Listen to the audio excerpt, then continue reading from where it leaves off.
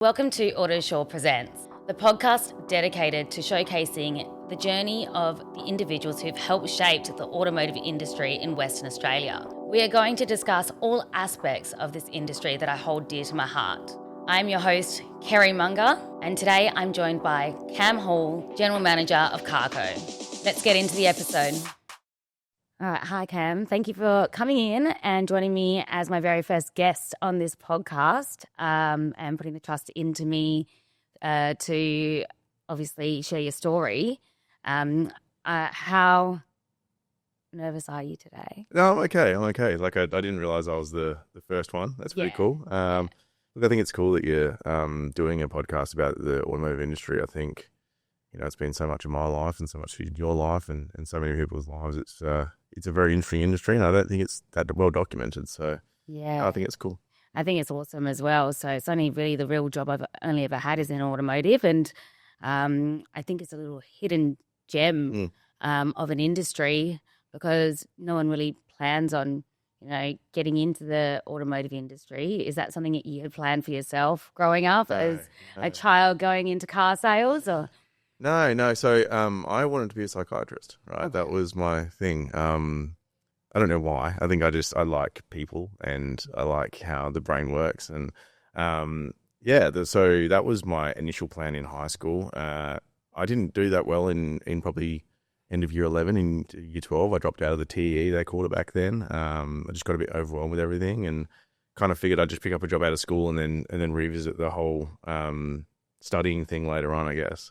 And then, just fell into the car industry like everyone else does. I think I was selling health insurance at the time, and I knew a girl. I was friends with a girl, and her dad was a dealer principal in the industry. And he kind of said to me, "Hey, I want someone to come on and that knows kind of how to sell, but also can do things with computers."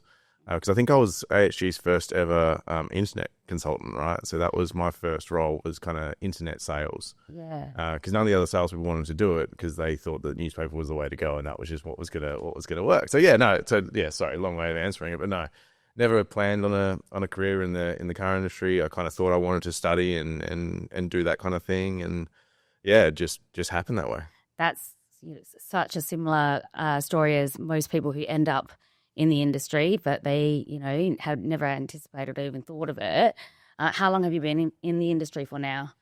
So it would be 17 years now. Wow. Once you're in, I think you're in. Really, I still remember telling my mum and dad, I'm quite close to my parents, and I still remember telling my mum and dad that I was going to go sell cars, and Dad's reaction was, he was supportive, I guess, but it was like this shock, like, oh dear, my son's a car salesman, right? But that was 17 years ago, and what a whirlwind since. That's similar to kind of what my dad's reaction was like. So I kind of decided that I wanted to get my first full-time job, and my prerequisites were just somewhere that had heating in winter and aircon in summer, and I applied just for absolutely everything. And the car industry was the first ones to get back to me. When I told my dad, he goes, "You're an idiot. Do you know what hours they work? You're a mum. Like, who's going to look after your kids?" I'm like, "No, I'll be fine. You'll be fine." And I didn't know what normal working hours were because I'd never had a real job before. So I didn't know it wasn't normal to work 60 hours a week for other industries. But it's definitely... you don't know it at the time, but it can set you up for a whole career, which I think is amazing. Where was the first dealership that you worked at? Grand Auto Wangara. Right. So I didn't know it at the time because I didn't know the industry. But that's like the jewel in the crown of AHG, right? And some pretty special people have come in and out of that place. My DP was Chris Emerson, who is one of the greats in the industry, an absolute legend. I think he's just retired, so... Congratulations to him. But didn't know it at the time, but I was walking into like the elite at the time in the car industry, right? Yeah, it's crazy. And then, so did you go through the training program that AHG did for the salespeople? I definitely did some training with Carl, I think. So did I. But I wasn't necessarily on the training program because I think my job was more of when I first started, it was more just to generate and handle leads from the internet, which they didn't expect to be a big thing. Like they thought they might get a few leads through, and Yeah. so I was photoing the cars and uploading them with comments and pricing, and I just grabbed the pricing off the stock list, obviously. But yeah, I was kind of just handling that aspect of it. Didn't know anything about cars, still don't. Was just kind of taking photos of these cars and putting them online, and then I got to deal with the customers that came from there. All right. That only lasted about 4 months, right? Because there was just too many leads coming through. The internet rush was starting, right? Yes. I remember when I first started in at Grand, people were still walking through the newspaper. That was the best way to advertise. You'd write your little blurb and you'd take your single shot of the car, and that's how you'd advertise. And those ads were not cheap. No, God, no. No, not at all. The customers that come through, I've seen this Corolla down at John Hughes that's, it's $500 cheaper, and then you'd call up the number of the ad. There was all sorts of weird things that were going on there as well. But that was basically my whole thing was to generate internet inquiries, and this was just as car sales were starting to kind of boom as well. Yeah. So I didn't have exclusive internet for Grand for very long. It didn't No, work that of course. way, yeah. See, I remember studying in the industry about 13 years ago now, and even then we were still doing newspaper ads, right? So 17 years ago, the internet would have just been starting to be introduced. Was car sales a thing then, or? Well, it was the start of car. Oh, I think it was the start of car sales. Certainly the first I'd heard of car sales, and that was when it was just starting to get traction. Don't quote me on this; I could be wrong, but I think it was more of a private to private kind of platform before then, and then dealers were just starting to kind of get introduced into it as well. But it took off pretty quickly. But I think the industry can be a bit old school sometimes, Correct. and because something has worked, they will just continue to do it, even if there's better options. And I think the newspaper thing, I remember when I was first a used car sales manager, which was years on, we were still doing those. I was still writing out the little blurb and the splash that you put on the cars and stuff like that. So I think the industry can be a bit old school sometimes and a bit stuck in its ways, and that's probably why that was still a thing for so long after that. Yeah, it's so funny with the concept of how much you'd pay for a newspaper ad, and realistically that car could sell the next day. Whereas in the internet, it's live, they could have been explained all those benefits and still thought, no, newspaper's the way to go. And, but now it's so funny. I don't think there is even a section for cars in the newspaper. Or we don't even get newspapers anymore, do we? I think only businesses get the actual paper, and everyone else has to sign up online to read it, I suppose. So it's, from then to now has been an incredible change, but I suppose bringing these new changes in do take a bit of time to get them going. Do you remember the first car that you ever sold? I don't. I remember the feeling. It sounds strange. I remember the feeling of selling a first car. I remember the customers, right? I remember there was a lady and her mother. I remember the lady's name was Abby. I don't remember what she bought, but I remember the feeling of her finally signing that contract and selling that car. And you know what? Like, that's a feeling you don't lose, right? It doesn't matter, even as a sales manager, even as a general manager, you still just get that buzz out of selling cars. Yeah. But yeah, I couldn't not tell you what car it was in typical me sense. It's the cars aren't my thing, right? No. But it was a Toyota of some sort. It must have been, right? It was a used car. It must have been some kind of Toyota. Let's call it a Corolla. Let's just say it was a Corolla. It was just like a 70% chance it could have been a Toyota. Or even more likely a Corolla at that point in time, right? That was I think the best selling car back then. Yeah, of course, exactly. I definitely remember my first sales, a Mitsubishi Pajero Exceed, and the guy was absolutely hammering me, trying to get almost 20 grand off. He almost put me into tears, and then my manager had to come in and help double face me. But it was probably my hardest sale was my first sale. Yeah. So from there, all the rest seemed to be easier. So it's probably traumatized me a little bit. So, like, obviously you've gone from starting off in sales, and now you're general manager of Carco and various other brands. Tell me about your journey from where you started to where you are now. Yeah, so look, I probably didn't take my career seriously for the first couple of years. I was young, I was more interested in weekends and, running around with my mates and that kind of thing as well. But then I think pretty early on, I decided I wanted to do something in this industry. And I think you meet lots of interesting people throughout the industry. I met a guy, Andy Diamantis. He's pretty well known in the industry. And he kind of pushed me and challenged me. He kind of said to me, mate, you can do a lot more than selling cars. Because by this stage, I'd moved around 3 or 4 different dealerships. I think I got fired once, like just silly stuff, and wasn't really making the most of it. And he kind of gave me a bit of a slap and said, mate, you can do something in this industry. I think I was like 20 at the time. And he said to me, you could be a DP or a GM, whatever you want to call it these days, by the time you're 30. All right. And I'm like, it doesn't really happen very often. But yeah, kind of long story short, he kind of pushed me. He kind of introduced me to the right people and kind of set me on the right path and pushed me on the way and ended up becoming a GM at 28, Wow. which, by the way, was probably too early. I probably wasn't ready in hindsight when I look back on what I was like as a general manager at 28. But it was a huge accomplishment, I think, and couldn't have done it without his help, certainly, and some of the other people that I kind of got involved with through him, or he introduced me to throughout the industry as well. But it was a like from not taking my job seriously at all to it becoming my life pretty quickly. It was a journey. Yeah, for sure. Wow. So, would you consider Andy to be one of your mentors? Yeah, I mean, look, he's my daughter's godfather, right? So he obviously means a fair bit to me personally. And I caught up with him the other week. We talk on the phone quite often.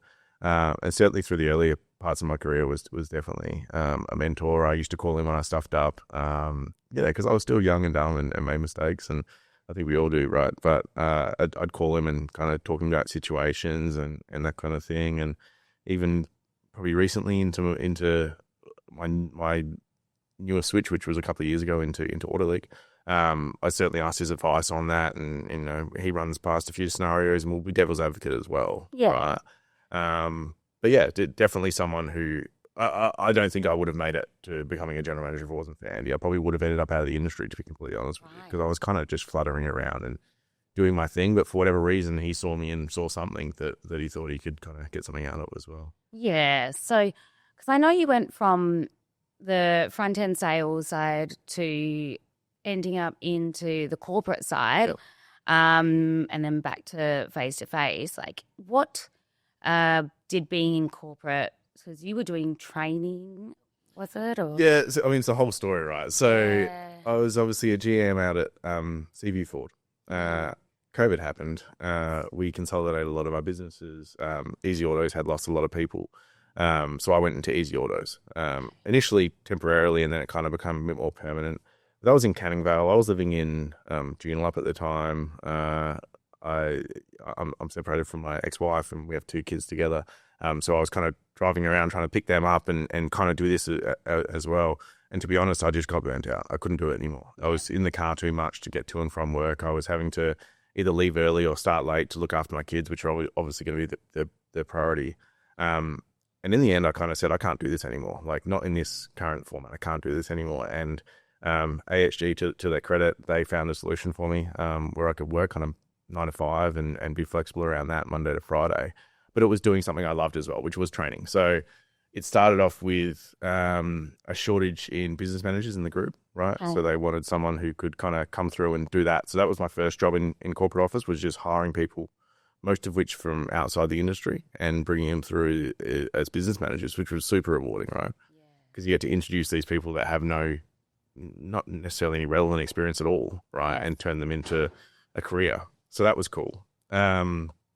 And then that grew into there was a senior partner of operational development and support or something they called it, but effectively working with sales and service managers just with development. And there was a bit of succession planning that was going on through that time and that kind of thing as well. So that really sparked an interest for me that I knew was there. I've always loved developing people. I've always loved, probably because of what happened to me, I've always loved pushing people and driving them and really seeing what we can uncover with them and what we can get them to become, right? And to do, obviously, just to support that along the way. So, yeah, that was a really cool little moment to be in head office and just kind of focus purely on that with no operational aspects as well. It was pretty cool. Yeah, okay. And so I suppose, what are the biggest things that you took away and learned from being on the corporate side, or maybe surprised you, that was different from the face-to-face sales? Probably what surprised me from a personal point of view is how much I missed the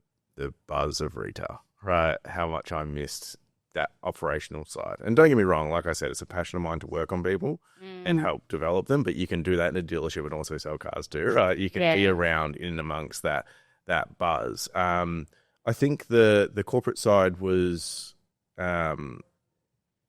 it was good, but it's good to have a number to hit, right? It's good to have we've got to get to this number. You know, I wasn't hitting a P&L. I wasn't hitting adding to the balance sheet. I wasn't doing any of that. I was sure that maybe I was benefiting the company in long-term ways by developing some people for them and really helping people out, which I love doing. But I like to be a winner. I want to hit a number. You know, you tell me I've got to get to that number, I'll get there and then some. Yeah. That's always been built in me. I'm insanely competitive. I love winning. And like I'm glad that I was able to help people, and I'm really blessed with that. But also, I want to see some results there and then. Do you know what I mean? So that sounds weird. I don't know. 100%. I totally get you. I'm such a results-based driven, results-based person, and what really drives me is to see those figures go up, giving myself. So I'm doing relief now, and before I go into a dealership when when I'm doing relief, I give myself my own personal target of what I want to achieve for that week, and just depending on what dealership I'm at. And that's how I push and drive myself. You know, some people just go in and do relief and they just do what they can do.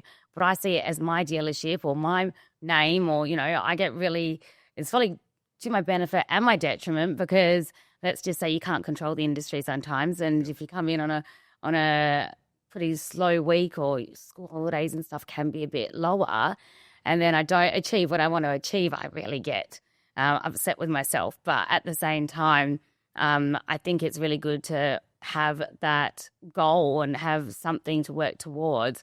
But also, you know, it is something that shows that you take pride in what you do as well, and trying to achieve a result. And especially because I don't particularly work for that individual dealership, and I'm doing it more so because I want to give them value out of what I do.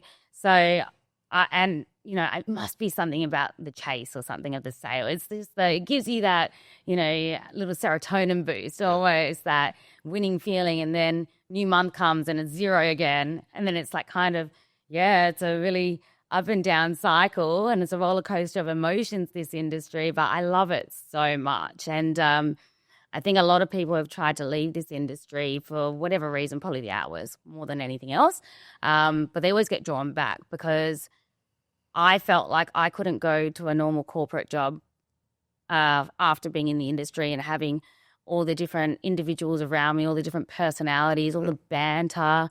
I felt a bit corrupted as well, because sometimes I'd say something in the office when I left, people would look at me like I was crazy. Because we have our own language, we speak our own, you know, sentences and stuff that only we can understand with each other. And I think it's really special what we have. But going back to where you have said that you are very passionate about, obviously, trying to build and what was the word? Sorry. You were, developing people. Yep. Yeah, so you're passionate about developing people. And so basically when you're looking to hire, do you think that people either have it or they don't, or do you think that sales is something that they can learn and the skills to do? Or one thing I think that you either have or don't is a drive. Yeah. Right. So the one thing I consistently see that differentiates performers to underperformers, or high performers to just, you know, steady eddies, is just that drive and hunger, you know. And we've got examples in every business, I'm sure, but just the want to do it, you know. And that was the biggest difference between myself when I was doing really crap to when I started to, you know, achieve promotions and move up in the industry, I guess, was just that I wanted to do it, right? And so, yeah, I think attitude is the most important thing, and I interview for attitude. I don't really interview for unless there's specific skills or experience that's required for that role. But if I'm hiring a salesperson today, I'm interviewing them for attitude, right? And whether they're experienced or not, it's all about just, do I get the hunger from you? Do I get the want to be there from you? And I think you can teach anyone the steps of selling cars. I also think this might be controversial, but I think it's probably not as hard to sell cars today as it used to be, right? I think with the amount of information out there on the internet, with the competitiveness from the brands, with how hard it is to buy cars, not only sell cars, obviously in our business, we're predominantly used cars. So we're having to source a lot of our stock, and it's getting harder and harder to buy cars, right? Yes. So everyone's paying the same kind of money for them, and everyone's selling them for the same kind of money, right? So more it's about your drive to, will you be the person that's making that extra phone call? Will you be the person that's speaking to that extra person? You know, that's really what it is. So essentially, you're not really selling the car, you're selling yourself. I think so, yeah. As corny as it sounds, as cliche as it is, really that's what it comes down to, right? Yeah. Because the internet gives them all the information they want to know. They probably know more about that specific car than you do, right? Yeah. That's the reality of it. So yeah, it is. Well, I remember when I was younger, I can't remember who mentioned this, but they told me that you have to have 3 things to be able to sell any product, essentially. So they have to love your business, love the brand, and love you. Yep. So even with just having 2 out of those 3, you won't get the sales. So if they love the brand and they love the business, but you don't make them feel comfortable, they're not going to buy off you. They'll buy off, another business. 100%. If they love the business and they love you, but they don't love the brand, they're not going to buy the car. They can't see the point of spending money on something that they don't like. And if they like you and they like the brand, but they don't like the business, unfortunately, still they'll go buy somewhere else. So essentially, you need to give them. It's not really even just a sale, a transaction anymore. It's an experience, I believe. Absolutely. And how they feel from start to finish. Do you remember certain things about them, their wives' names, their kids, what they got up to on the weekend? Those little things are so important. And I don't think everyone can, I suppose, they may not have that in them to be intuitive and pick up. And also because you're dealing with so many different people, your personality has to be flexible as well. 100%. When you're dealing with, say, an accountant or a lawyer or a farmer or a tradie or a nurse, there's so many different ways you need to learn to adapt. And I think those are kind of skills that you can't always go in, but you can gauge if someone's willing to learn those things as well.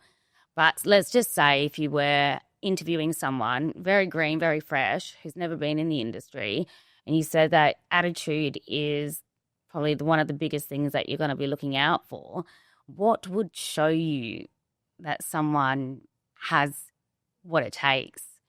Yeah, so look, I think it's not necessarily how they answer questions. It's not necessarily what they say when they answer questions. It's how they answer questions. You can pick up on eagerness, right? You can pick up on body language. You can pick up on the tone. I don't know. It's something that is more of a feel for me than anything that's subjective. Like I don't have. He needs to say these 3 words. Like it's more of a subjective thing. I'll get a feeling from them whether they really want something, and I think you can tell from someone sitting across from you whether they really want something, right? Yeah. You just get that vibe and how attentive they are. Sometimes, I mean, I will ask a question in a certain way to see if they're really listening to the words that I'm saying, and you normally get that back pretty easy. I mean, when I did this basically full time in head office, I had lots of little tricks that I used to do, and I researched the hell out of it. Like you'd make him a cup of coffee, you'd spill a little bit in the saucer and just see what they would do with it and stuff like that as well. I don't do any of that anymore. But I also don't do most of the interviewing myself. We've got sales managers who kind of will start that, but I will always meet them and come in, and within about 45 seconds, this might sound bad, I don't know, but in 45 seconds, I've kind of made my mind up, right? Like it doesn't take long. Yeah. I think I've interviewed that many people that, and not saying that I'm always right, I could be wrong, but in terms of my opinion, I can make that up pretty quickly. Yeah. And I suppose because you have so much experience in it, so you can kind of trust your gut on those things and have a high chance of accuracy. I remember when I first started in the industry, so Melville Mitsubishi was the first dealership that I worked at, and I managed to get a second interview with the dealer principal, John Thompson. Yep. And my gosh, that was so. I didn't actually walk out of there thinking I had the job. I was almost in tears, to be honest. Because I'd only really worked casual jobs in the past, and the role that I was doing was it was called promotional modelling. It wasn't promotional modelling. It was essentially handing out flyers in front of Foxtel and Citibank and at festivals and whatnot. So based on that, John Thompson had asked me this question, and he was like, so how do you deal with rejection? I was like, oh, it doesn't really bother me that much. I get it quite a bit, so I'm not going to get upset over it. And then he goes, well, you haven't got the job. He just looks at me. And then he's like, how did that feel? And I was like, not very good. And he was like, well, you have to fear rejection in this role, because rejection is going to cost you your income and, and deals, essentially. So unless you're going to fight against not being rejected, this is not going to be for you. And I was like, oh, my God. I don't mind that. I might start using that. I know. I'm not surprised. I know John well, so I'm not surprised by that. Because he's so direct and he looks you dead in the eyes. And I ran out of there and I was almost in tears. I was like, I didn't think I had the job, right? But I got a call back from the manager, Kingsley, at the time. A week or so later, not even so, a couple of days later, I'd say, and he said, I got it. I said, really? And then he said, yeah. So the only reason why you got the second interview is because you'd followed me up on how you did, right? And that's why I told John you have to meet her. And that's why John kind of put it on me, but he already liked me. And I was like, well, it didn't feel that way.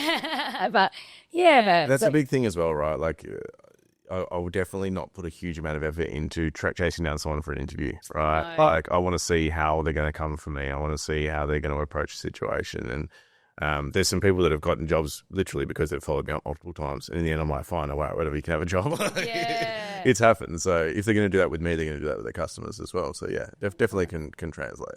Yeah. So because I went and worked in recruitment for a short amount of time, and I was looking at resumes every day. And I don't even read most of it. I'd rather read a cover letter than a resume. But I remember when I had left probably my last 4 or 5 jobs in the automotive industry, I just walked in and asked to speak to the new car manager. I didn't even apply. I wasn't into that. I'd just come in and then I'd walk out with a job. No pieces of paper, no nothing. So I think that, I don't think I ever really had a resume after my first gig. Yeah. It's not really about what you can put onto paper. It's about who you are as an individual. And I guess there's a lot of, things being said about the newer generation of children, I suppose, coming into the workforce, which are probably, kind of similar age to my children. Yeah. And, what their ethic is like and what their drive is like. And I suppose, can you see a difference from the kind of the new starters now compared to people entering the sales force, I suppose, 10 years ago? Yeah, look, I can, but also I can see a change in the world, right? Like, so when I started selling cars, I was working, I was there at 7:30 and we finished at 6. You'd leave at 6:30. It was 9 o'clock on a Wednesday night, we closed last night at 7 o'clock on Wednesday. We close at 5 o'clock now, so I think, and the team at Carco, they get a day off a week, right? So I never had a day off when I started selling cars, and being the trainee, I would always, go put the flags out myself and unlock the cars and do the coffee run. Yeah, exactly. Everything, right. Yeah. I don't think that exists anymore, and I'm not sure if it's a good or a bad thing. Yeah, I've got to be honest. I probably have to sit on that. I'm not really sure if it's a good or a bad thing. It certainly built character, but that's the way it's affected one person. How many people did it affect negatively as well, right? And you speak to the old boys at work, and they're like, "Oh, they don't make them like they used to," and all that kind of stuff as well. But maybe that's just society's different. Yeah. Certainly, I think you can find examples of really hard workers in every age group, right? And I've seen that. I've seen people that have blown me away that are 19 years old that have just really come out with this hunger to take on the world, right? And I've seen people that are my age that don't seem to care, So I don't think it's like, I don't want to generalize too much, but I think in every aspect, there's someone that can surprise you through any age group, really. Yeah, of course. I think that it's definitely a bit of a transition between, I suppose, when we started out working in sales, it was a very different time. There wasn't really corporate and HR and stuff. There was no HR. No, not at all. So, I remember the words torching and stuff like that. These things don't really happen anymore. Yeah. And I remember, if I got sprayed by my manager and then I wouldn't talk to him for the rest of the day, but I wouldn't even think about leaving. No. I'd just be in a sooky mood and then I'd go and sell 2 cars and everyone would be happy with me again. Yeah. Whereas I think that, not saying that anyone should be torched or anything like that, but I feel like there's a lot of, push on the vibes of a place, and when things get a bit tough or when things, that there can be a lot of, because the days aren't the same as what they used to be, I think that people may consider greener grass a little bit more because it's not as common to see, I suppose, some of the things that we dealt with on a daily basis. Yeah, look, and I think it's a good point, right? And I think a lot of people will look for a different option in terms of where to work when sometimes the answers can be found within themselves, right? Like recently we've had people leave and sometimes they say that the place has changed and yet everyone else is still getting a consistent result and they're not, right? But they've gone into their head about, bits and pieces as well. But culture is a huge thing. It's probably the most important thing. Absolutely. It's probably the thing I'm most proud about at Carco and the people that work there. And it's a big team. We've got some absolutely incredible people there. The people blow me away every single day, and not just in terms of their ability, but just who they are as people. Yeah. And I think that's so much more important. We've got over 130 people that work there. And there's so many different personalities. And is it like it was in the old school days of the industry? No, but I wouldn't have it any other way. I love driving to that place in the morning. I love being there. I love the team. I spend the first half an hour of my day just walking around and talking to everyone and saying hi because there's that many people there as well. But but the vibe, to the word you used earlier, don't get me wrong, it's not always perfect, but a lot of the times it's great. When we have a big day, when it's pumping, like when we do a 20-car day or something, it's euphoric. Like there's just this feeling in the air and everyone's just bouncing off each other and it's absolutely fantastic. And that's probably the thing I'm most proud of with Carco, and it's probably different there to anywhere else I've ever worked in my life, to be honest with you. No, so I obviously go into a lot of dealerships nowadays, and I get a taste of kind of different automotive groups, different sizes, different manufacturers, all this kind of thing. And there's a big difference from when you walk in, you can feel an energy and you can see that, people are happy to be there versus when people are kind of in a slump or, and I feel like with the yards that I love working at, it's not because of the highest volume, but it's because of the team vibe and how everyone gets along and how everyone's, respected. Whereas I could be in some yards that could be a lot better performing, but because the culture may not be as good, it doesn't necessarily mean that I'd want to go back. Yeah. So I obviously at Carco, I've been there quite a few times now, and the team is so lovely. Everyone says hello to you in the morning. It is a really good vibe. So, I think that you're spot on with that, with how Carco feels to you. And I'm happy that you're happy in your new, not so new, but in this role. Yeah. I can see that there's big changes coming up for Carco. From your LinkedIn. I saw some videos which look really cool about how kind of like the renovation is going to be almost like a department store where there's going to be multiple brands all under the one roof and kind of like, I suppose, like a David Jones. So you can go from one brand to another without having to go down a whole strip. Do you think that that's going to be the future of automotive going forward, or? There's definitely a shift, right? There's definitely a shift in automotive from big yards that have one brand to lots of brands in there, and I think a lot of it makes sense economically, right? But in terms of space, but certainly convenience is key, I think. And with the amount of research and information people can do online now, they kind of want to go to one spot. They don't want to go bounce around. I remember when I started in Wangara, the people would walk up and down the strip. They don't really do that anymore. No. You kind of go into one place. But no, we're super excited about the redevelopments. It's going to be something that doesn't really exist because we've also got a gym and a licensed cafe going in there. Oh, wow. I didn't know that. It's a licensed cafe. There's a RC track. We've got guys that do the real life simulators are going to have a store in there as well where you can kind of go do that. So just the interaction. I mean, I'm not trying to spruik it here, but our tagline is anything cars go Carco. And that's really what we're creating, right? That's why I think it's cool. Is really just trying to have anything that surrounds cars there in that business. And that's why we're super excited. But I'll answer the question properly. Yeah, I do. I do think that convenience is, and we've seen other examples of it in Western Australia already, right, where they're putting lots of manufacturers in one area. I think it makes sense economically. I think our intents are probably slightly different to the other ones that are happening. We kind of just want it to be an experiential thing and like people walk into Carco now and they see the Lamborghinis and stuff like that and they see the RC track and they go, wow, this is amazing. To us, it's a building site. Yeah. To us, it's a Bunnings with cars in it. That's what it is, right? So we've got the people to bring the experience, but when we have the facility as well, I just think it'll be a different ballgame altogether. Just kind of elevating already the fantastic vibe that you've already got and taking it to the next level and just enhancing the customer experience even further. So is the gym going to be for customers as well? Yeah. Really? Yeah, absolutely. So we just want people to interact with the business, whether or not they're buying or servicing a car anyway, right? They might just go to the licensed cafe. I have to keep calling it that because it's there. Yeah. Not necessarily because it's there, but I guess what we want is that Carco becomes front of mind. It becomes part of the community. Yes. Right.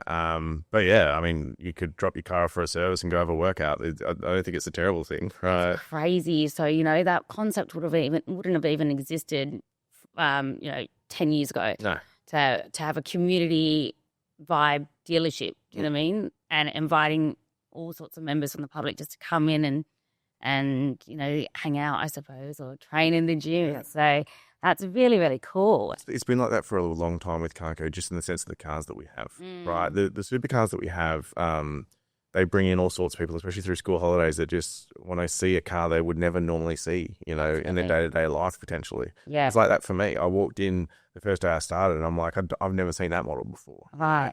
So we get school holidays and to be honest, that's what I love the most on like a Saturday or even in school holidays, a weekday, where I'm just walking up and there's a kid looking at a car and I'm like, hey guys, how you doing? And they get all defensive. Oh, we're just, I'm like, no, this is what it's here for. And quite often we'll open the door for them. They can jump in. We might even start it up for them, that kind of thing as well. Yeah. And that's the most rewarding part of my job, to be honest with you, apart from my team, is when I get to interact with the general public like that.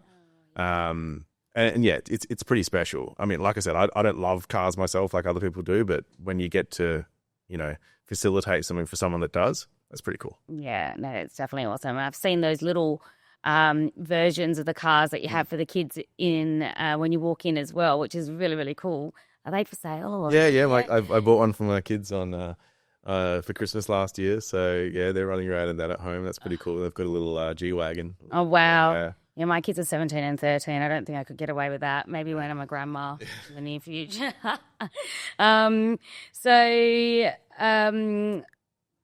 Basically, I suppose, what's kind of your plan for the next 5 to 10 years? Where do you see yourself? Look, I love what I'm doing now. I love the people I work with. I love the project. I love that I can be an investor in the business as well. So Auto League is we're owned privately by the general managers and some other investors as well. So I feel like I'm part of a big group. So yeah, I just want to see how far I can push this really, and we've got some pretty big plans at Carco. Specifically, as you said before, we've got other brands coming on board now. We're part of some brands already. I'm really excited about it. So I'm excited about the team that we're developing, that we've got. Excited about the facility.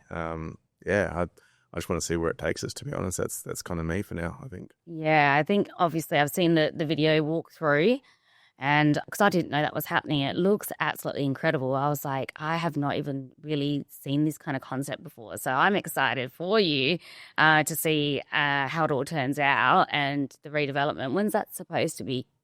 It's actually really close. I mean, there was building contracts flying around yesterday and stuff like that as well. And that's mainly what Daniel Davies is doing, is handling the redevelopment because he's a genius. But yeah, that should be starting very soon and likely to be finished by the end of the year, which is pretty cool. Oh, that's awesome. So yeah, I'm excited for you guys. I think that's going to be absolutely amazing to see how it all comes together. And so do you think that you'll be having to get more staff in and developing more people? Yeah, absolutely. Absolutely. And look, part of the build, there's a huge mezzanine level and there's this large, massive training room that's built in there. It's probably my favorite room in the new redevelopment. This like auditorium style training room, which is literally just for training and developing. We run training once a week, even with some of the most experienced salespeople in the industry. We still run training. So we're constantly looking to train and develop people. It's a passion of mine. So yeah, we're definitely going to need to be bringing some people on board for the new brands and scaling of used cars there as well. Yeah, for sure. I think that, having ongoing training is so important and having people who are open to it. Because I know, from my years in the car industry, you could see when we, because I remember I actually used to invest quite a bit into training, right? And then you'd have some salespeople who were absolutely eager to go and some people like, oh my gosh, and I think that the day that you think you know everything or you're not willing to learn anymore, is the day essentially you kind of die because you become stagnant. So even if you've done a similar training in the past, there may be one thing that you pick up that you can make it worth it. So I'm a big believer in, progressing and learning and, that's why here I am today creating this podcast, doing something completely different. And this is more so, I think, so other people can, learn and be motivated by some of the people who've been in the industry a long time and had to adapt and make changes and grow and, starting off, very green, industry that you knew little about and then being able to be where you are now, I think is really amazing. So, I mean, if you had to look back on yourself, earlier days, you said you were doing some bits and pieces, not taking it too seriously. I mean, what advice would you give yourself back then? Just that, right? Just to care, just to take it seriously. Because I think the unique part of our industry is that anyone that cares can get ahead, right? I mean, you need some core ability, sure, but I was never the best salesperson. I'm certainly a better manager than I was a salesperson. But yeah, the advice I would give would just be to actually care, to actually want to do what you want to do and find an environment that you really want to be in. I think that's a big one. Yeah. Because as I moved around a bit, I think a lot of people move around a bit early on. And a lot of that probably is because the environment doesn't suit you, right? So yeah, find an environment that you're thriving in and surround yourself with people that want to see you grow is another big one. Yeah. And then yeah, just head down and go for it. I think that's spot on. I think that having such a supportive, I suppose, management team that you feel like if you did mess up and be able to go and speak to rather than try to hide it and, open door policy and feeling safe essentially is going to be something that really does help someone really thrive rather than get pulled down. I mean, what is a mistake that you think you see salesmen commonly make early on in their careers? Look, I think the biggest mistake I see is people not taking personal accountability for things, right? I think quite commonly now people will look around for excuses as opposed to looking in the mirror, right? They ignore the fact that someone else is in the same environment with the same customers coming in and the same opportunity and getting a completely different result because of attitude and drive, and they will find something else to blame. And that's the challenge, right? I think the first person you got to look at is yourself. And I do it constantly, right? I'm my biggest critic, absolutely. I feel sorry for my partner, Gabby, because I'll go home and I can be quite self-negative in some aspects, but I think it's better than blaming other people and coming up with excuses, right? Or blaming things that aren't even tangible and coming up with excuses. So yeah, I think the biggest mistake that people make is not looking at what the real problem is and starting to, starting to blame other things. I think that it's a maturity thing as well. Because to be honest, when I was younger, I can look back now and think, sometimes you can be a bit argumentative and when it's not necessary. And realistically, we're dealing with 19, 20-year-olds. They're still children and it's a part of growth. And as you said, you'd go in, you'd party for the weekends. You just out of school, you're probably making better money than all your friends. And they're all at uni, right, studying, getting debt. And we're in this industry where you're 19, 20. And I remember my first year, I made 93 grand, right? And I don't think I worked the full year, but I was like, wow, I thought I was a millionaire. I made it. You know, like, I've this arrived. is it.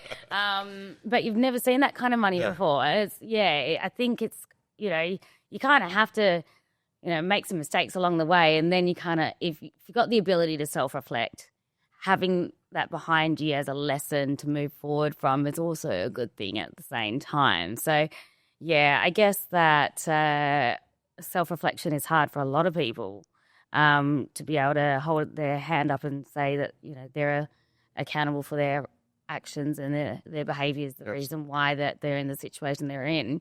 Well, once you start being able to do it, you know, it really helps strengthen you. So, and it helps your relationships with the people around you.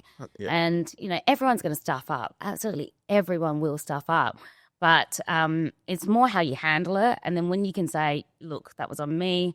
I didn't mean to, but, you know, now I've seen that this is cause, I will totally not do that again. You start earning respect, rather than, you know, swearing black and blue that it wasn't you when we can see you on camera or something. Yeah. But I think like through your entire career, it's like that, right? I lost a team member that we didn't want to lose, and someone I considered a friend as well, right? And it's easy for me to sit there and blame outside influences on that, but actually just self-reflecting on that, I think, has made me a better person again. Yeah. Because now I go, okay, well, actually, I could have done that better. I could have done that better. I could have been there a bit more here, and I could have. And sometimes it's about not holding them to account enough, right? Sometimes it's about that because you have, you know, personal feelings there as well, right? But yeah, you can like, if you can reflect on situations, you can continuously make yourself better every single day, and that's, you know, you hit the nail on the head. 100%. And I think also from when I was a new car manager at Burswood Honda, that was my first management role.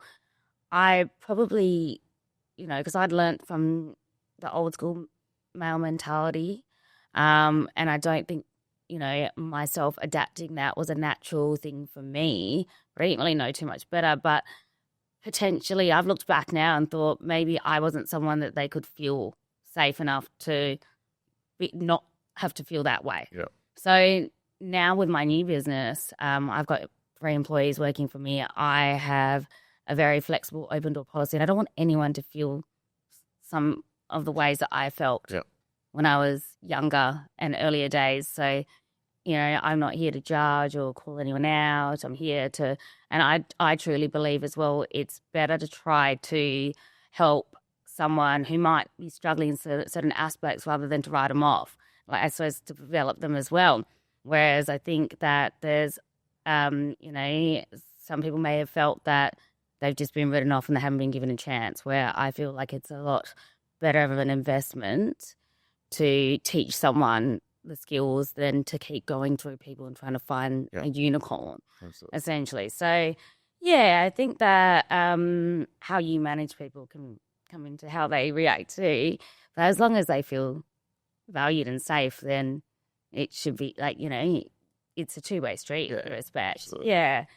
But, yeah, so it's been a pretty deep conversation towards now. So I suppose on a lighter note, do you have a funny or memorable story throughout your career that you could share that might bring some light towards the end? Just like the characters you meet in this industry. I remember when I was selling cars back at, this is back at Northside Nissan, so gosh, this is a while ago. I won't mention his name, but there was a guy who was a bit of an animal, right? He was a bit of a party animal, but he always got a result. Yeah. He flat out always got a result, month in and month out. And it used to drive me crazy. He used to really work hard, whereas he used to just kind of, you know, he'd rock up hungover most days. And anyway, there was a particular Saturday. I actually left because of this, because I just thought it was too much, right? There was a particular Saturday where I saw him in the morning, first thing, and he didn't look great.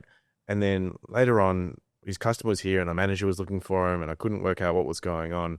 I was a smoker back then. I walked out the back for a smoke and this bloke has jumped out of an RV van that we'd traded in. He'd been sleeping in there, right, because his alarm had gone off. Walked out the front, met his customer, sold them a car in half an hour, jumped back in the RV van and slept for the rest of the day. Like, he just had this ability to just come in, do his thing and go, and he always got a result. But I think the industry is just full of those kind of characters, right? There's lots of them around. You could probably 100%. Name some yourself. Yeah. They can kind of be loose, right? And still get a result. I certainly couldn't when I was, I'd fall apart. But lots of those kind of characters around. Yeah, it's such a funny industry, I think, because there's so many different personalities. And I think you do have to be a little bit quirky to be in this industry, right? So, and then some are more quirky than others, but I think it's a very forgiving industry as well. So, you know, I know throughout my time there's some people that have acted like crazy, absolutely crazy. But there's not really a sense of unhireable. No, they'll pop up somewhere else, right? Yeah. Someone said to me once before, it doesn't matter what I do in this industry, there'll always be a job for me. Like, in some capacity. Seems to be, because some people are just performers. Some people are elite performers. Yeah. And some people need that, right? Yeah. So I guess they'll find a place that essentially accepts them. But yeah, I think there's so many quirks of this industry that I think is so different to anything else out there. And all the people you meet along the way, it's so funny because there's names and people that I remember from 10, 12 years ago, and I've bumped into them at a yard, and, you know, the stories that we can tell each other. It is a community. That's why I created the Car Sales Society as well. And the group essentially just self-manages itself now. And it's purely because, you know, as I said before, we've got our own language. We can speak to each other about things that we can't speak to our partners or our friends about because they have no idea what we're talking about. Yeah. So I think it's a really special community. And I think that it's funny that we don't talk to our children about that being an aspect, an opportunity when they're growing up, because no one wants their kids to be in the car industry. No one wants to be in there. But I think that, you know, I would much rather my children get interpersonal skills and sales skills than to riddle themselves with debt for potentially a degree that AI is going to take over, you know, but AI can't take away human connection.